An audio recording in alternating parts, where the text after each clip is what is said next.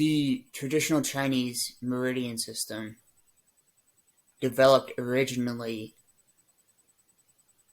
as an attempt to reconstruct embryology. What I mean by this is as they look at the places, meridians, the major meridians emerge, they've actually found that it seems they were based on studies of where embryos fold in different phases.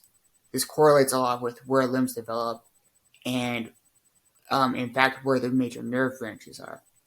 Now, this is very interesting because this type of thinking of trying to reconstruct how embryos develop and sticking needles into certain specialized places. Why in the world does this happen?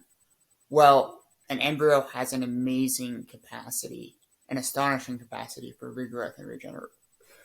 And this is kind of an obsession in the Chinese mindset. There's lots of use of embryo-related medication. There's lots of use of,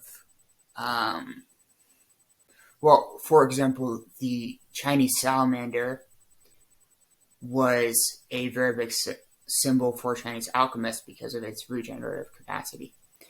But what's interesting about this is, although this type of thing may not have had any kind of direct effect, the type of hypothesis they were forming is actually rather good scientific thinking. That embryos have some special capacity to heal. If we stimulate the points related to them, can we cause or trigger some of this? They did not, in fact, find this happening, but what they found, again, is the nerve branches. And, in fact, when they were able to do experiments, for example, severing along the lines of the major meridians, they found that in animals, they found that sensation and movement were lost. Which is, it puts in a totally different and more rational light the notion that qi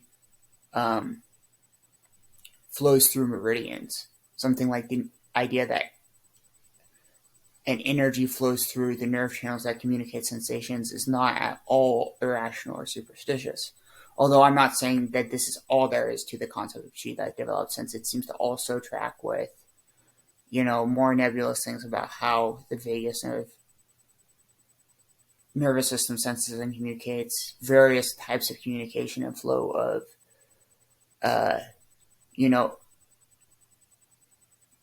different types of signals through the body that are not necessarily a particular substance, but kind of the intelligence of organ systems and their ability to talk to each other.